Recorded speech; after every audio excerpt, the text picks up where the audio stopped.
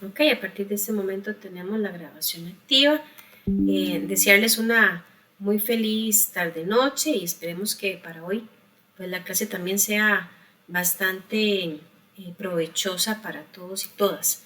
Recordemos que este módulo que estamos cubriendo es el número 3, Fundamentos de Industria Médica. La semana anterior vimos temitas relacionados al manejo de documentos oficiales, el tema de excelencia operacional, que por ahí había una tareita, y auditoría. Para hoy vamos a cubrir temas un poquillo más prácticos, de pronto bien o muy aplicados al diario vivir, y obviamente la industria médica también, lo que es bioseguridad, barreras de protección, asepsia y cuartos controlados y limpios. Como siempre les pido, en el momento en que quieran hacer algún aporte o alguna consulta, ¿verdad? Siéntanse en la libertad de hacerlo. Las palabras claves que vamos a ir cubriendo por el momento son seguridad, seguro y bio. Seguridad es, o se hace mención a que es una calidad de seguro. Seguro es libre y exento de todo daño o peligro. Y bio es un conjunto de todos los seres vivos. Entonces, como el primer elemento a cubrir por hoy es bioseguridad, vamos a decir que es una palabra compuesta por estos términos que acabo de mencionar. Tiene una profunda relación con la higiene y la seguridad en el trabajo y con el efecto que hay sobre el medio ambiente y los seres vivos.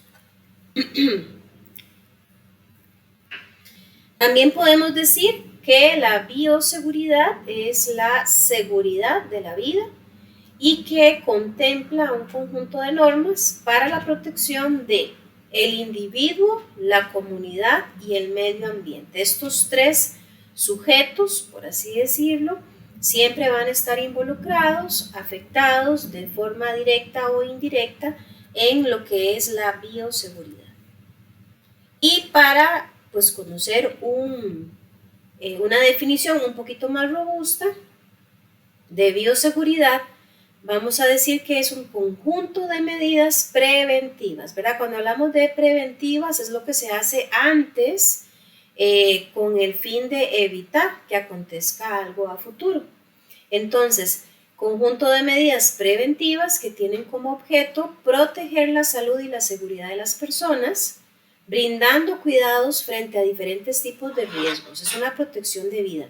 Acá obviamente lo vamos a cubrir desde el punto de vista de los colaboradores, de los empleados que participan en algún proceso a nivel empresarial en donde podrían verse afectados si no siguen una serie de requerimientos para proteger su salud y su integridad en general. ¿Cuáles son los objetos o los objetivos, de la bioseguridad? Varios, pero vamos a mencionar por acá que la bioseguridad previene enfermedades que pueden ser transmitidas, evita exposiciones laborales, hay un manejo de infecciones intrahospitalarias, o sea, se conoce el manejo de infecciones intrahospitalarias, se conoce el manejo de infecciones en casa o lugares de trabajo, se puede disminuir el riesgo asociado al trabajo en un laboratorio y minimiza el riesgo de contaminación o alteración del ambiente. Estos son objetivos, son las metas que busca la bioseguridad. Obviamente que para lograr estos objetivos, la bioseguridad tiene que analizar todos los riesgos que existan en el ambiente y elaborar normas, procedimientos que le permitan a las personas saber qué hacer en caso de exponerse a un riesgo o saber qué es lo que deben hacer para no exponerse a un riesgo. La bioseguridad es una disciplina preventiva y es integral. Considera varios aspectos, aquí vamos a mencionar cuatro que son base. La bioseguridad va a enfocarse con el manejo de los residuos. Recordemos que obviamente hay residuos de diferentes tipos y un mal manejo de los residuos podría afectar la salud de las personas, así que la bioseguridad se enfoca en este particular para poder orientar a las empresas, a los colaboradores, acerca de cuál es la forma idónea o correcta de tratar cualquier tipo de material o desecho que se maneje en la empresa. También se relaciona o hace un enfoque importante sobre el transporte adecuado o correcto de material químico o biológico, de manera que sea seguro para el entorno y las personas. No es lo mismo que yo transporte muebles de madera a que tenga que transportar algún equipo o alguna sustancia o algún elemento que tal vez ha salido de un laboratorio y que en caso de que ese transporte no fue el idóneo, vaya a generar un derrame, una contaminación, un daño ambiental o inclusive un daño obviamente a las personas que manipulan, ¿verdad?, esos elementos. También la bioseguridad va a establecer recomendaciones o sugerencias sobre la seguridad de todos los trabajadores en ámbitos específicos como son bioquímicos, farmacéuticos, en la parte de investigación, médicos, técnicos, personal de limpieza, entre otros. Así que va a dar esas pautas que van a garantizar la seguridad de los trabajadores en este tipo de ambientes. Y también se va a enfocar en el uso correcto de sustancias químicas que podrían afectar a los seres vivos, causándoles un daño, puede ser un daño agudo, crónico o algún tipo de toxicidad acumulativa, tener efectos corrosivos, explosivos, ¿verdad? O causar alguna enfermedad. Entonces también en el tema del manejo correcto, adecuado de sustancias químicas, porque a fin de cuentas estos 4 puntos que acabo de mencionar, si no se conocen, si no existen esas indicaciones correctas que la bioseguridad propone, pues vamos a poner digamos que vamos a exponer más bien la calidad y la seguridad de las personas. O sea, hoy por hoy las empresas no solamente se van a enfocar en producir, en generar ganancia, en enriquecerse, en tener más cobertura en el mercado, también tienen que enfocarse en qué deben hacer y cómo pueden garantizar la seguridad de sus colaboradores. Una empresa que omita las recomendaciones de la bioseguridad es una empresa que está exponiendo la vida de sus empleados y eso se puede traducir en incapacidades, en enfermedades o en muertes. Y obviamente todos esos posibles escenarios también se traducen en una afectación económica para el negocio, por temas de demandas, por temas de afectación en la producción, si tenemos a empleados que estén enfermos, por temas de la afectación que recibe la marca, ¿verdad?, la imagen en el negocio, la pérdida de confianza, entre otros. La bioseguridad entonces es importante, pues obviamente para la vida de las personas, ya que a través de ella podemos evitar la propagación de miles de enfermedades y virus. También nos ayuda a tener prevención en diferentes enfermedades infecciosas emergentes. ¿Qué son las normas de bioseguridad? Bueno, son medidas que son desarrolladas o gestionadas para controlar factores de riesgo laboral que pueden originarse de agentes biológicos, físicos o químicos. En agentes biológicos, ¿verdad? Pues vamos a contemplar lo que son bacterias, virus, hongos. En la parte física podríamos estar considerando la iluminación excesiva, temperaturas muy altas, muy bajas, la parte de condiciones, digamos, ambientales en el entorno laboral que en excesos o en una medida no apropiada puedan afectar la salud de las personas. Y en la parte de los agentes químicos, pues como lo dice la palabra, va a hacer referencia a toda sustancia química que podría también afectar la salud de los colaboradores. ¿Cuáles son algunas normas de bioseguridad? Pues aunque ustedes no lo crean, nosotros, todos ustedes del otro lado de la pantalla las conocen, tal vez no con este nombre, pero sí están familiarizados con las normas de bioseguridad. Y como lo decíamos antes, siempre las normas, las recomendaciones en temas de bioseguridad están orientadas a reducir riesgos, a disminuir el impacto o la afectación que podría tener una persona si se expone a un microorganismo, si se expone tal vez a una condición, a una situación relacionada con salud que podría generarle un accidente, un daño o una afectación por exposición a sangre o fluidos corporales, por ejemplo. ¿Qué normas o de qué normas estamos hablando? Aunque vamos a verlas en detalle en un momentito, por acá tenemos un pequeño diagrama que hace referencia a esas normas básicas.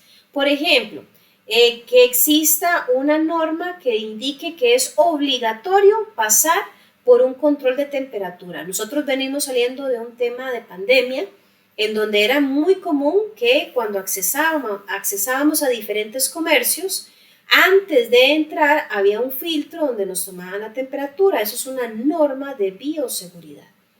También el uso obligatorio de mascarilla, cubreboca, es una norma.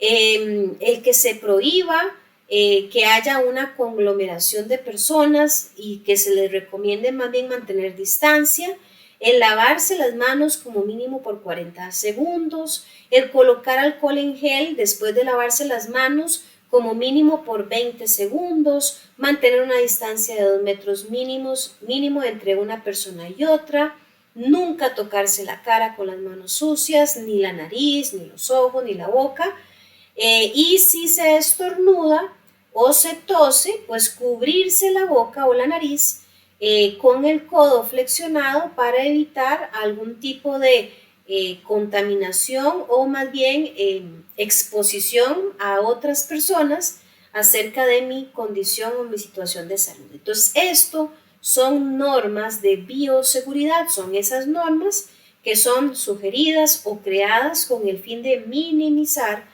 el riesgo de contagio, el riesgo de afectación de salud, etc.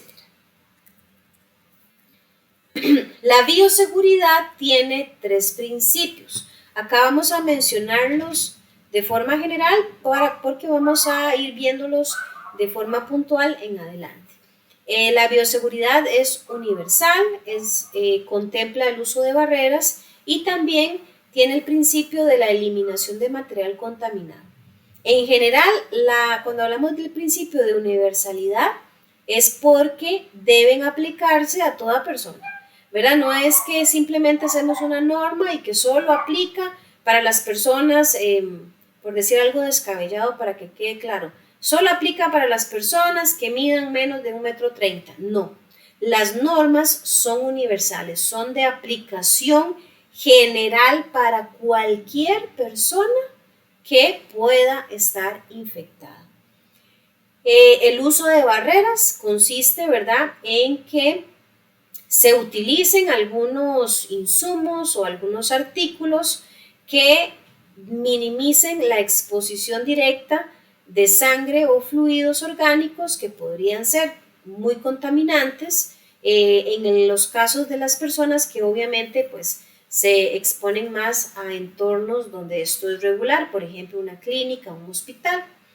Y la eliminación de material contaminado, obviamente la bioseguridad tiene como principio que existan procedimientos claros, detallados y muy completos acerca de qué se hace con todos esos materiales que tal vez están contaminados, cómo se desechan, cómo son tratados, dónde deben depositarse y cómo deben de manipularse, porque vuelvo y repito, se está pensando en garantizar la seguridad de las personas. Ahora, viéndolos de forma un poquito más amplia, estos mismos principios, la universalidad. Este es un principio, ¿verdad? Pues muy importante. Acá no puede haber ningún tipo de,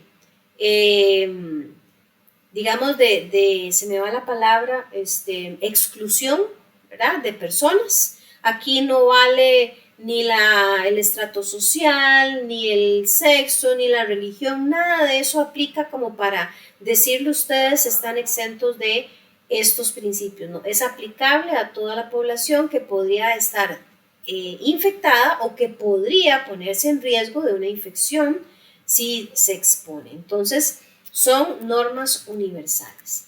Las normas de bioseguridad hacen referencia al uso de barreras de protección y las barreras de protección son todos esos elementos que se utilizan en el cuerpo para proteger a las personas en caso de exponerse a algún tipo de infección o contaminación. Hay dos categorías de barreras de protección, las de inmunización activa, que son lo que conocemos comúnmente como vacunas, y las barreras físicas. Nosotros vamos a enfocarnos en estas últimas, las barreras físicas. Las barreras físicas, pues como decía hace un momentito, pues son solo todos esos elementos, insumos que se utilizan para proteger las diferentes áreas del cuerpo, dependiendo de la exposición, dependiendo del lugar donde nos encontremos. Estemos claros en que estas barreras no pueden evitar un accidente, no lo evitan, pero si nos vemos involucrados en una situación de riesgo, van a minimizar el nivel de exposición, el nivel de impacto frente a una contaminación. Esto es importante, ¿verdad? No evitan un accidente, pero sí pueden disminuir las consecuencias de un accidente. Vamos a ver los diferentes tipos de barreras que podemos mencionar por acá. Los guantes, ¿verdad? Obviamente estos van a protegernos las manos de cualquier proceso donde haya algún tipo de manipulación de sangre, fluidos corporales, etc. Se recomienda que sean de látex, de goma o algún material impermeable. Y obviamente aquí es algo importante rescatar. Las personas que tienen que utilizar ese tipo de barreras deberían de conocer si son alérgicos a alguno de estos materiales, el látex, la goma, ¿verdad? Etcétera, porque si se desconoce este detalle y pues se procede a colocar un guante con un material del que somos alérgicos, podríamos más bien terminar siendo seriamente afectados, ¿verdad?, por esa reacción. Antes y después de usar los guantes debe haber un lavado de manos. Inclusive si la persona tiene algún tipo de lesión, ¿verdad?, alguna cortadura, un raspón en las manos, la recomendación es que debe de curarse, vendarse esa zona y luego colocarse el guante, ¿verdad? O sea, el guante no me exime de que una herida que yo tenga en la mano no se vaya a contaminar. Entonces tiene que haber un cuidado muy particular en este tema. Un lavado antes y después del uso de guantes y mucha atención si hay alguna lesión en las manos que deba ser cubierta, protegida antes de la colocación de estos. Otra barrera son las mascarillas o también conocido cubrebocas. Estas ayudan obviamente a evitar la diseminación de gotitas, ¿verdad?, de saliva, que obviamente están pues, flotando en el aire, que podrían ser respiradas. Y las mascarillas son esa barrera, eso que me va a separar de una posible inhalación de gotas de saliva, ¿verdad?, de otras personas que están a mi alrededor. También protege a las personas que están a mi alrededor de mis propios fluidos, ¿verdad?, que de forma natural pues salen del cuerpo. No están diseñadas para protegernos contra la inhalación de partículas muy diminutas, porque estas mascarillas, las que vemos tal vez ahí en pantalla, como todo, pues no son completamente impermeables. Ellas obviamente llegan hasta un rango de protección. No deben usarse, deben usarse una sola vez, son desechables y obviamente dentro de las normas de bioseguridad en el área deberían de haber lugares específicos para que éstas sean desechadas. Muy importante acá y me detengo, las mascarillas son de uso individual, personal, no se reutilizan. Una vez que usted se las quitó, usted la tiene que descartar. No es posible que se las quitan las personas y las guardan en la bolsa del pantalón, las andan enrolladas, echas un puño en la mano, después se las vuelven a poner, porque ahí verdaderamente perdió totalmente la barrera que ella contenía cuando estaba estéril, cuando estaba pues colocada por primera vez. También otra barrera son los lentes, caretas o cualquier tipo de protección ocular, donde es necesario pues usarlas si se encuentra la persona en un lugar donde la manipulación de sangre, de fluidos corporales es bastante abundante. Los lentes de contacto y los lentes medicados, esos que uno compra en una óptica, no sustituyen esta protección que estamos hablando, ¿verdad? Yo en algunas oportunidades tuve experiencias directas de tener compañeros que decían, es que como yo uso estos lentes de la óptica, yo ya estoy protegido. No, ¿verdad? Esos no son los idóneos para estos casos. Deben, también importante, evitarse estar tocando estos lentes o caretas en todo momento, porque entre más manipulación y más contacto tengan estos elementos con los dedos, con las manos, pues más exposición a la contaminación hay.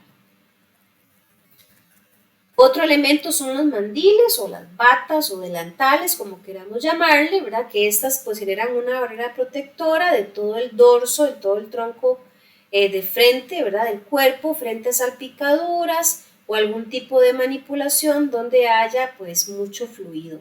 Son también de un solo uso, estas se tienen que desechar una vez que se utilizan, por supuesto. Luego el gorro o la cofia, esto pues en condiciones ideales todo el personal con cabello largo debe recogerlo, sujetarlo adecuadamente, pues con alguna, no sé, cola, con alguna prensita, qué sé yo, y esto es para que sea más fácil la colocación del gorro, ¿verdad?, en el área de la cabeza, con el fin de proteger y reducir cualquier tipo de molestia o sudoración que pueda presentarse durante las labores a las que se expone la persona.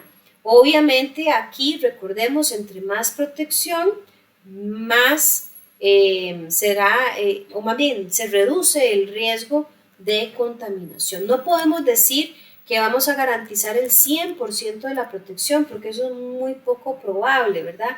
El tema de manipulación de situaciones o lugares donde hay bacterias y virus que obviamente son microscópicos, es difícil que haya un 100% de protección, pero por lo menos sí es digamos, un beneficio significativo el hecho de que las utilicemos y que los utilicemos bien.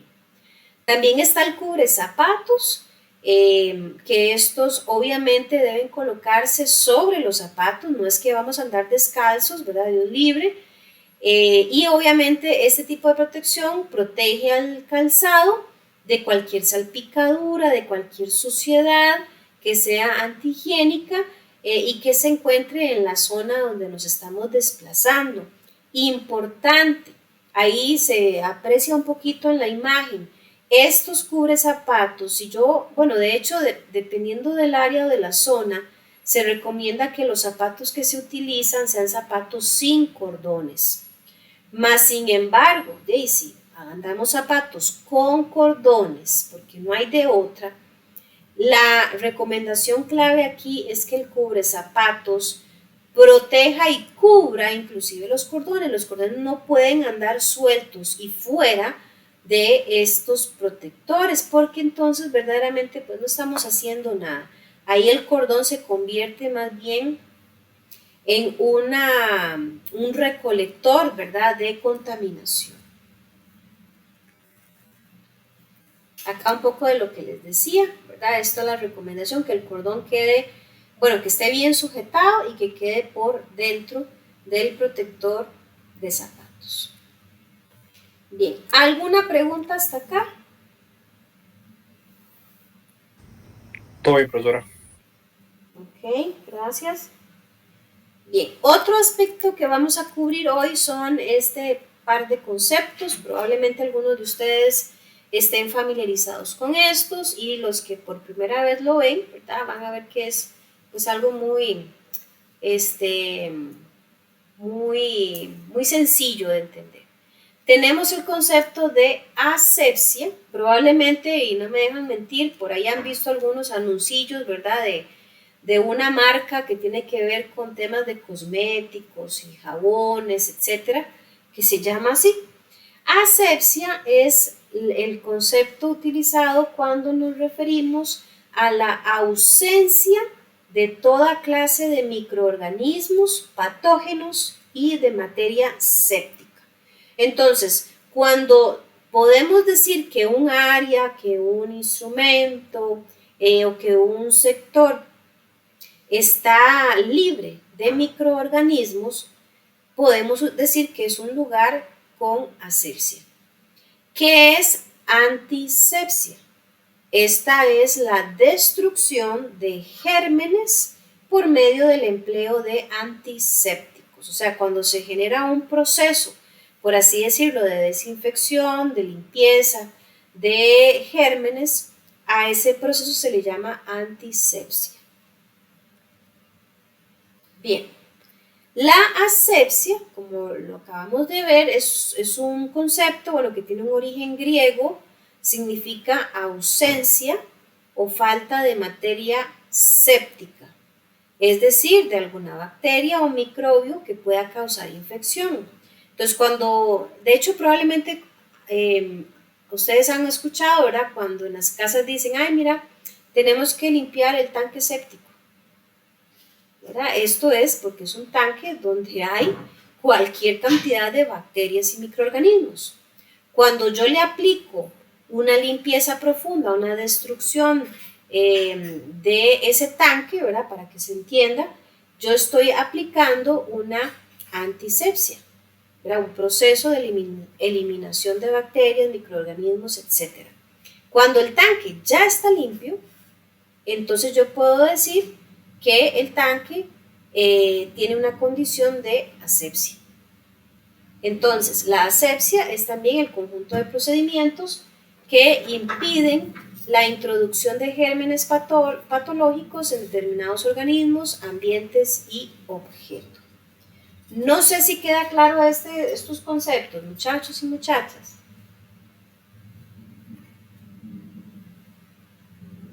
Es importante para que estos conceptos los utilicemos de forma idónea, ¿verdad?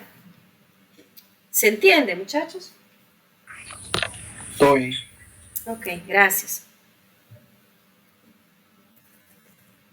La antisepsia, ¿verdad? Entonces es esa sustancia o proceso que elimina o impide el desarrollo de microorganismos patógenos presentes en la superficie viva a través de aplicación de antisépticos para asegurar la asepsia. Esto parece como un trabalenguas o juego de palabras, ¿verdad? Pero aquí es importante que tengamos presente la definición de estos conceptos. ¿Qué es un antiséptico? Bueno, estos son agentes químicos, obviamente que están aprobados, están autorizados, han sido verificados que son seguros, ¿verdad? Para ser utilizados en las personas.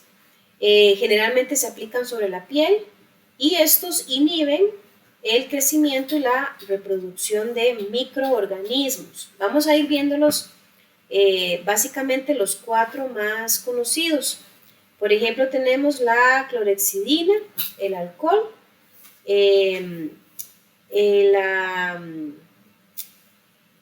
¿cómo se llama esto? El yodo y el agua oxigenada, ¿verdad? Son los principales antisépticos de uso más común en personas.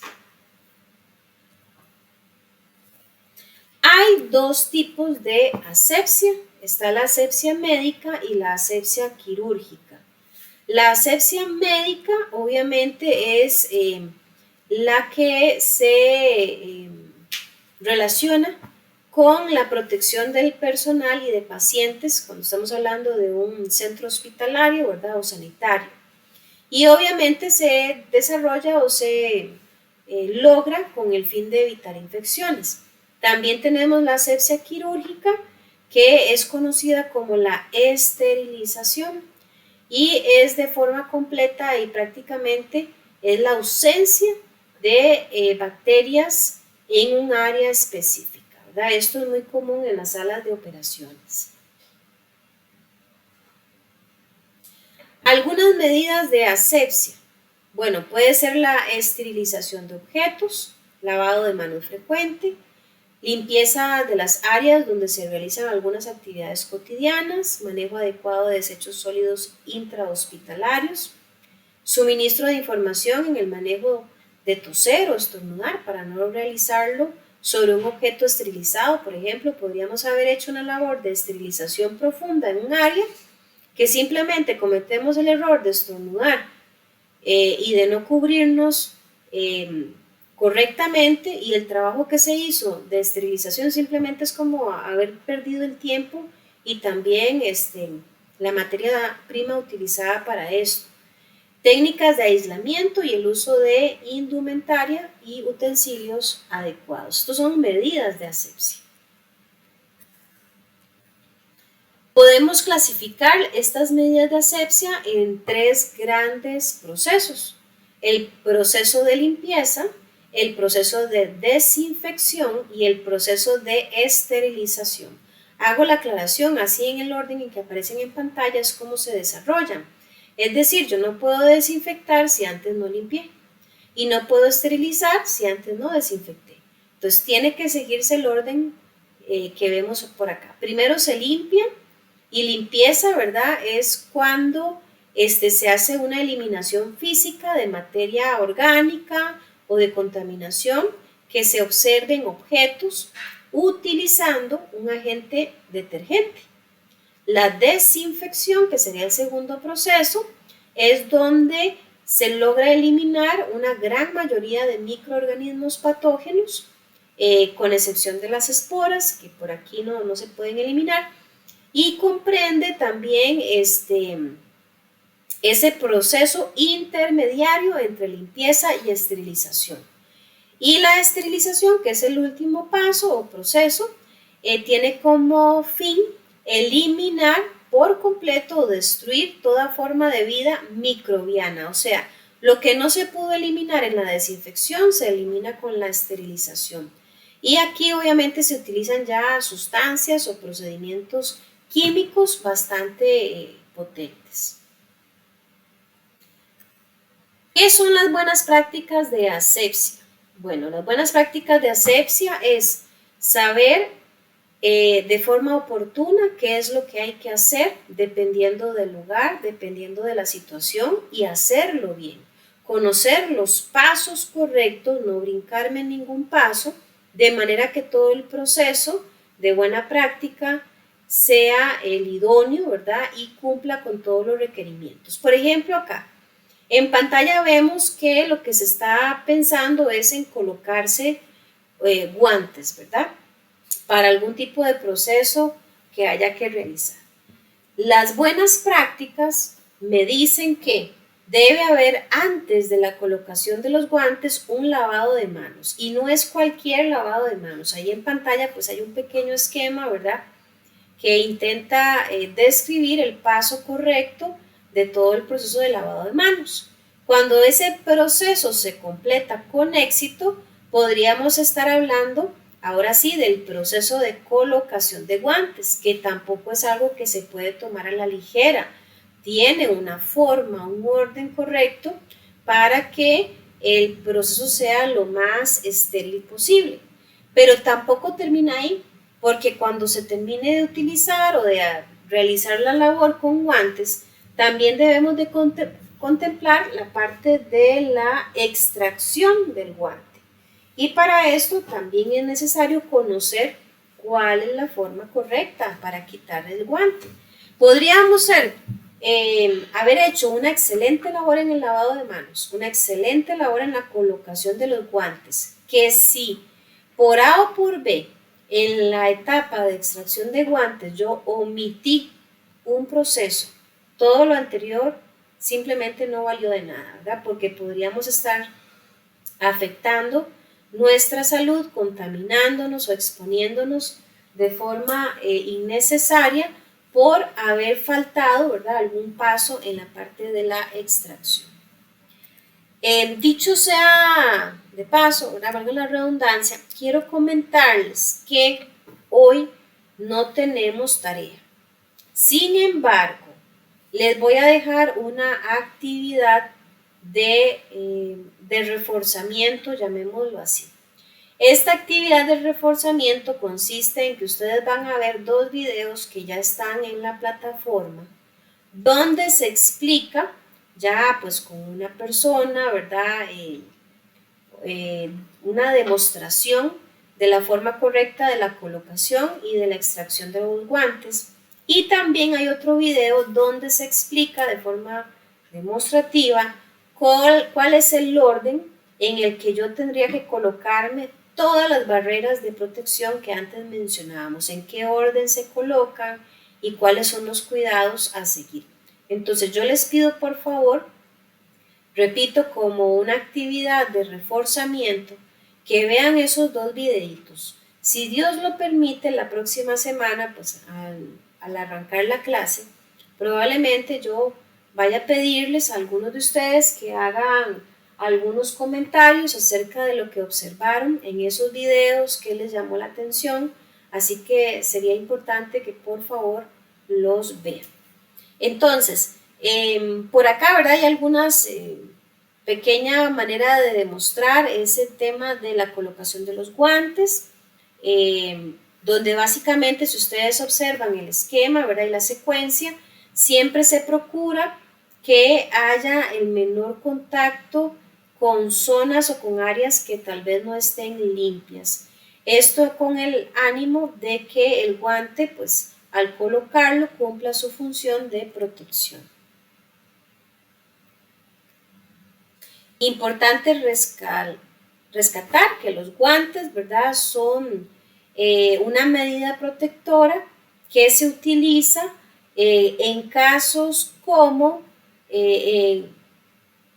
cuando vemos tal vez una piel que no está intacta, que vemos tal vez alguna condición o característica en la piel de otra persona, de un paciente, de un compañero, que podría tener, digamos, algún tipo de alerta o indicio de que esté sufriendo alguna alergia, algún daño. También deben usarse guantes frente a escenas donde veamos membranas, mucosa, tejido contaminado, sangre o fluido. Cuando hay que hacer algún tipo de punción venosa, ¿verdad?, o sea, colocar alguna jeringa, hacer alguna aplicación de medicamentos, siempre es con guantes. Frente a procedimientos quirúrgicos, cuando se hacen limpiezas o desinfecciones de áreas, de herramientas o de maquinaria, y obviamente frente al cuidado general de pacientes. Algunas precauciones a la hora de utilizar los guantes: obviamente, como ya le hemos dicho varias veces, lavarse las manos, tener las manos secas, no nos vamos a colocar los guantes con las manos mojadas. Una vez que se colocan los guantes, se recomienda que las manos se mantengan a la altura de la cintura, evitar estar bajando los brazos, porque obviamente en la medida en que estemos más cerca del suelo, por así decirlo, en esa medida hay mayor riesgo de contaminación. Importante, a veces es necesario colocar un doble guante cuando se considera que hay una abundancia, presencia de sangre o fluido. Inclusive es necesario en algunas ocasiones hacer cambio de guantes de forma regular, tal vez frente a procedimientos que de pronto han sido muy complejos, ¿verdad? Y se tiene tal vez algún tipo de duda acerca de si el guante se mantendrá intacto o está en perfectas condiciones. También importantísimo, en el momento en que se considere o se crea que el guante tiene alguna ruptura, que tiene alguna perforación, en ese momento inmediatamente hay que eliminar el guante y colocarse unos nuevos. Y importantísimo también utilizar la talla adecuada de guante, ¿verdad? Hay algunos compañeros o compañeras que tal vez tienen la mano un poquito grande o más bien muy grande y resulta que no cualquier guante le queda, se le rompe con facilidad porque no es la talla correcta para ellos. Y también el extremo, cuando tal vez tienen una mano muy pequeñita y tal vez van a usar un guante que era muy grande, pues no se les va a adherir, no se va a tener esa cobertura en la mano que es la que busca el mismo. Con el tema del lavado de manos, bueno, aquí recordemos que el lavado de manos tiene varios objetivos, dentro de los cuales lo importante es reducir la flora bacteriana de manos y antebrazo. Así que el lavado de manos no solamente es de los dedos de las manos o solamente de la palma de la mano, también contempla el antebrazo. Y obviamente existen 3 tipos de lavado de manos: el higiénico o rutinario, el antiséptico o especial y el quirúrgico. Por acá también tenemos un esquemita, ¿verdad?, del proceso de lavado de manos, que en buena teoría son 11 pasos. Esto ustedes lo van a apreciar de forma más clarita en uno de esos videos que les comento que están en plataforma para que lo vean. Son videos cortitos, tampoco son muy largos, pero son bastante bonitos, muy bien hechos, y queda bien clarito todo el proceso. En general vamos a decir que el lavado de manos, obviamente hay que mojarse las manos, hay que aplicar el jabón y una buena cantidad, ¿verdad?, sobre las manos. Hay que frotar las palmas de las manos entre sí, también frotar el dorso de las manos y entrelazar los dedos. En el paso 5 se recomienda frotar las palmas de las manos entre sí con los dedos entrelazados. Paso 6, frotar el dorso de los dedos de una mano contra la palma de la otra. Paso 7, rodear el pulgar izquierdo con la mano derecha y a la inversa, también frotándolo. Paso 8, frotar la punta de los dedos de la mano derecha contra la palma de la izquierda y viceversa.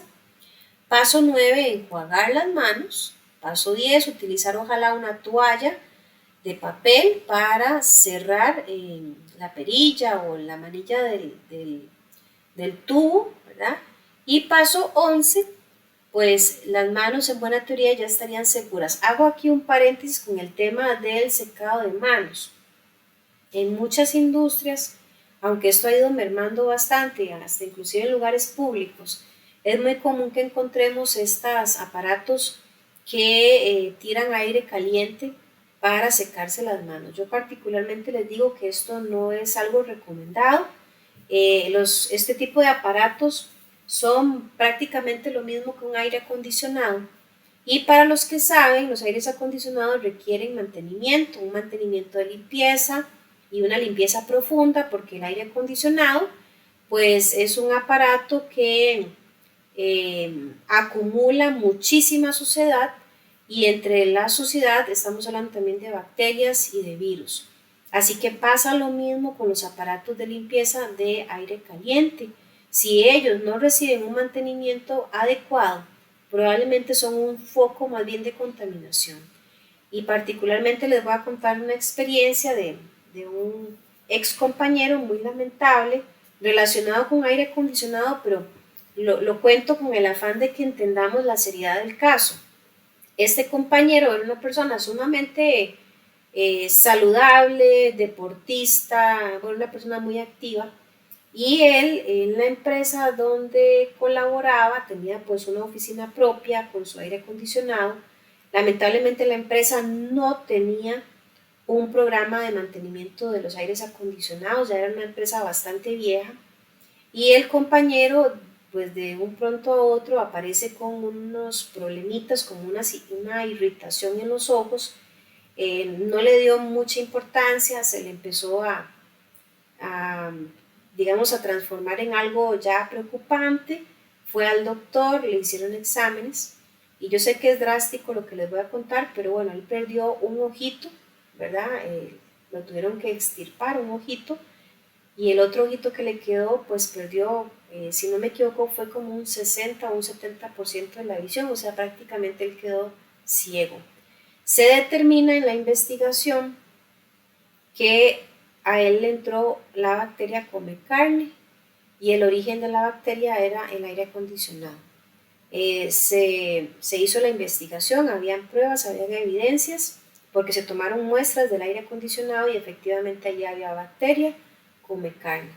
Obviamente él, pues bastante joven, se incapacitó a temprana edad por un tema de incapacidad permanente, la demanda que obviamente le puso a la empresa, pero esto, vuelvo y repito, es un asunto que no se puede tomar a la ligera. Podríamos haber hecho un excelente lavado de manos que tal vez por usar un aparato de estos de aire caliente terminaríamos pues también botando a la basura todo el proceso previo. La recomendación es utilizar toalla de papel. Usted se secó la mano y botó el papel, ¿verdad? Esterilización. Bueno, vamos a tener claro que no existen grados de esterilización. Vamos a decir que algo es estéril o no es estéril, punto. O sea, ahí no hay puntos medios, es o no es. La esterilización es un proceso que persigue la reducción de la carga biológica de un utensilio al menos a su millonésima parte. Consiste en una eliminación de vida microbiana que logran eliminarse con métodos físicos, químicos o gaseosos o por radiación ionizante. En estos métodos de esterilización que acabamos de mencionar, el método físico puede ser el uso de calor seco, calor húmedo, radiación ionizante con rayos beta o gamma, radiaciones no ionizantes, y también podría ser métodos químicos donde sería el uso de óxido de etileno, ácido peracético, glutaraldehídos o peróxido de hidrógeno. Obviamente estos métodos o estos mecanismos, ¿verdad?, de esterilización requieren pues la compra o el acceso a ciertas condiciones o procesos que por supuesto pues tienen adheridos un tema de costo, ¿verdad?, elevado. Sin embargo, en mucha industria médica esto no es algo alternativo, esto es algo necesario, ¿verdad?, obligatorio, más cuando estamos pensando en que esos dispositivos terminan finalmente en manos de un paciente que está buscando pues, mejorar su calidad de vida. Entonces aquí el tema de la esterilización es clave para que esos productos o dispositivos cumplan con condiciones seguras de uso. Probablemente ustedes que han tenido experiencia trabajando en empresas de dispositivos médicos, para los que aún no han trabajado en estas áreas, pero tal vez en algún tipo de empresa inclusive de tecnología, que también están presentes estos elementos, habrán tenido experiencia, habrán escuchado en algún momento los términos de cuarto controlado y cuarto limpio. ¿Qué es esto? Bueno, el cuarto controlado básicamente es un espacio, ¿verdad?, donde deben cumplirse condiciones muy especiales porque los niveles de calidad que se trabajan en el lugar son muy sensibles. Sensibles, por ejemplo, al aire, a la temperatura, a la humedad, a la iluminación. Entonces, al ser tan sensibles, estos espacios o cuartos controlados, como lo dice el nombre, tienen que ajustarse a condiciones muy precisas, muy exactas, para que la calidad de lo que se fabrica ahí adentro no se vea de ninguna manera, digamos que expuesta o en riesgo. El cuarto limpio, por otro lado, es un lugar que es diseñado para tener bajos niveles de contaminación, que también hay productos, ¿verdad?, muy particulares a los que tiene que dárseles garantía de que no se van a contaminar. Dicho sea de paso, con el tema de los cuartos limpios y de los cuartos controlados, es muy común que se le exija a las personas que trabajan en estas áreas que utilicen muchas de las barreras físicas que vimos hoy, ¿verdad? Protección como guantes, viseras, algún protector, qué sé yo, para el cabello, para los zapatos, porque esas barreras minimizan los temas de contaminación que en estos espacios de trabajo deben ser garantizados. Un poquito más acerca de estos dos elementos. Bueno, el cuarto de ambiente controlado, entonces es una sala especialmente diseñada para obtener bajos niveles de contaminación, donde se pueda controlar las partículas que hay en el aire, la temperatura, el flujo de aire, la presión de aire, la iluminación. ¿Cuál es la función del cuarto controlado? Pues mantener la menor cantidad de partículas contaminantes que puedan afectar la calidad de un producto. El cuarto limpio es el área de trabajo en donde puede llevarse a cabo actividades con riguroso control del ambiente.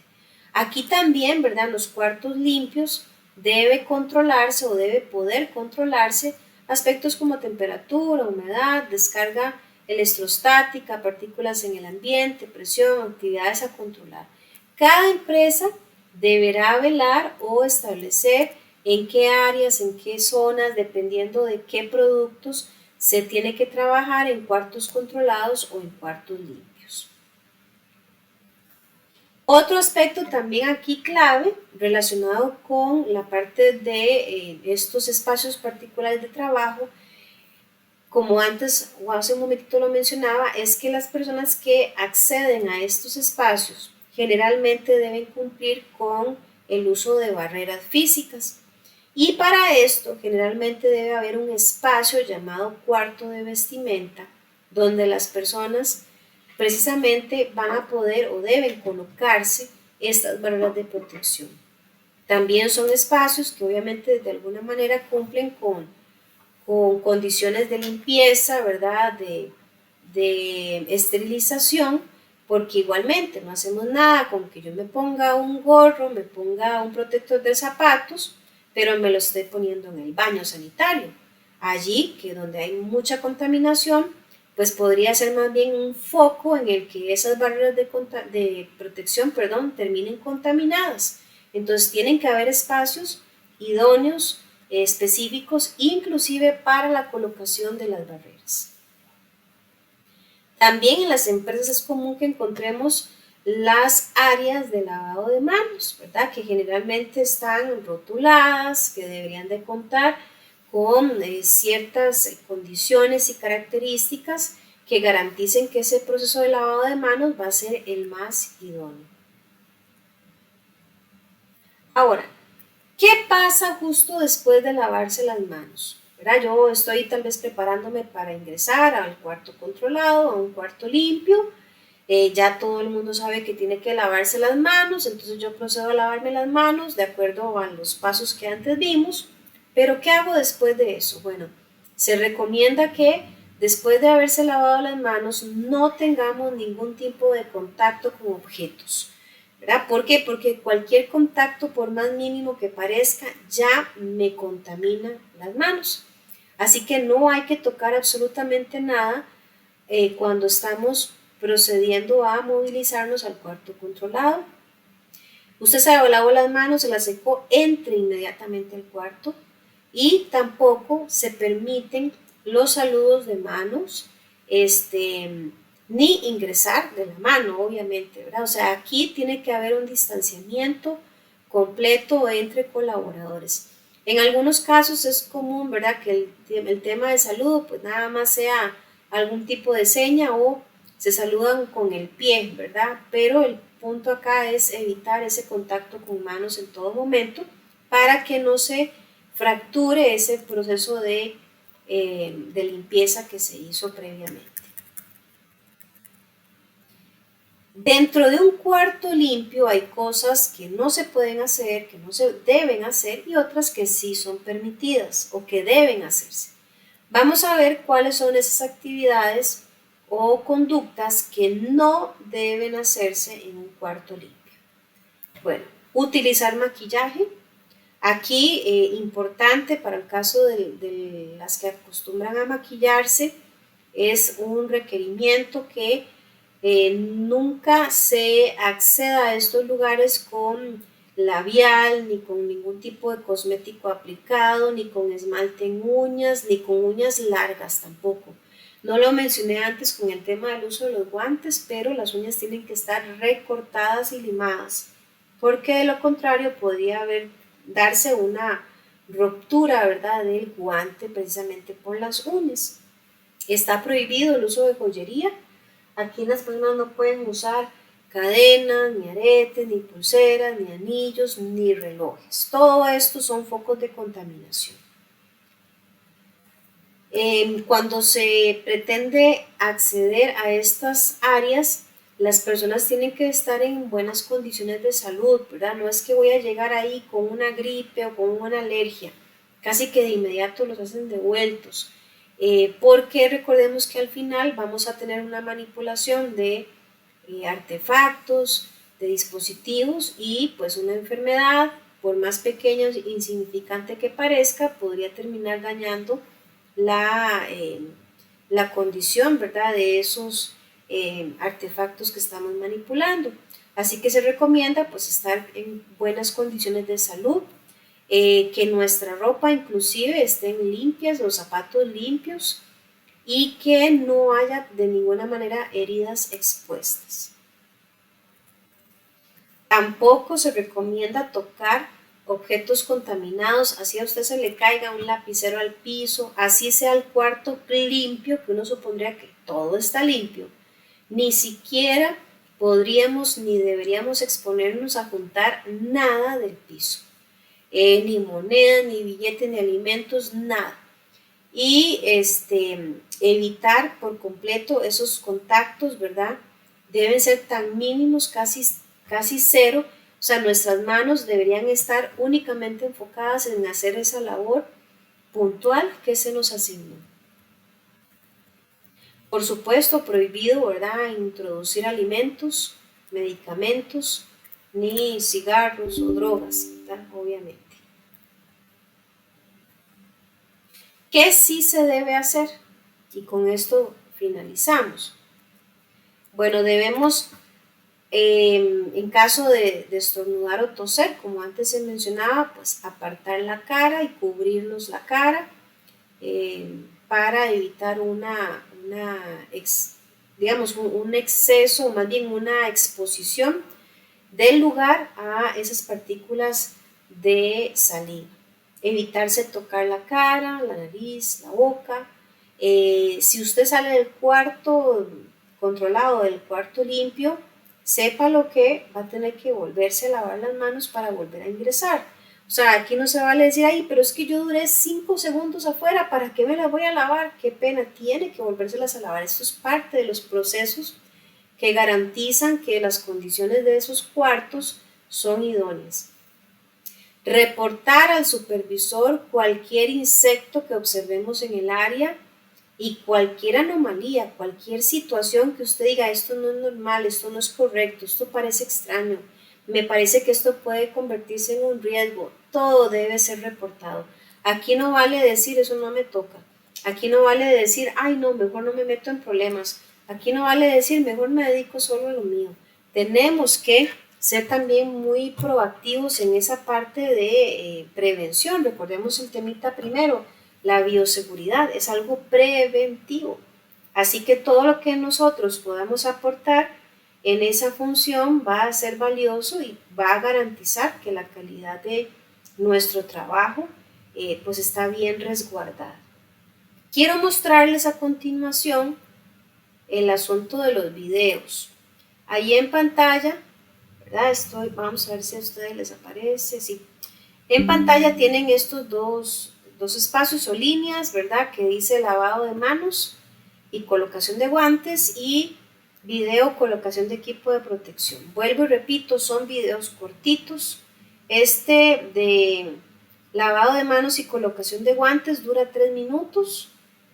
Y el de colocación de equipo de protección es un poquillo más largo, pero ni tanto, son 11 minutos. Sumamente claritos, muy bonito la forma en la que se detalla el paso a paso de estos procedimientos que son claves, más que todo en industria médica, obviamente, ¿verdad? Así que me interesa mucho que de verdad por favor puedan verlo. Este ratito, son 15 minutos a lo mucho que le tienen que dedicar para verlos. El que quiera tomar nota de alguna situación ahí interesante que se mencione en el video lo puede hacer para que la próxima clase, si Dios lo permite, pues me puedan regalar, ¿verdad? Esas apreciaciones que tuvieron del video. ¿Alguna pregunta? ¿Algún aporte? ¿Alguien tal vez que haya tenido experiencias en relación al uso de barreras de protección? ¿Alguien aquí tal vez ha trabajado en cuartos limpios o controlados?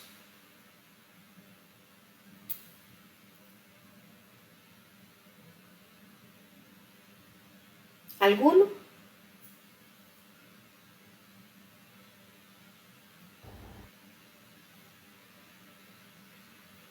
Adelante, sin miedo, por favor.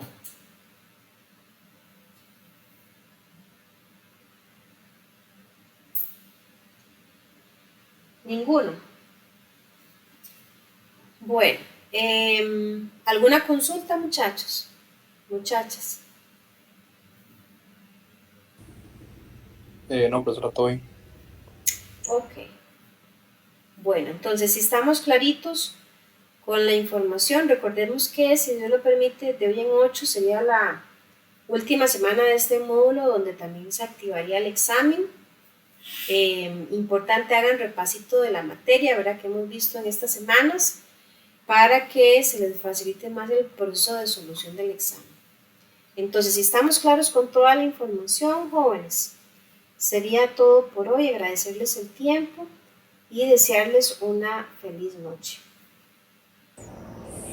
Muchas Gracias, gracias. profe. Buenas noches. Hasta luego, buenas noches, con mucho gusto.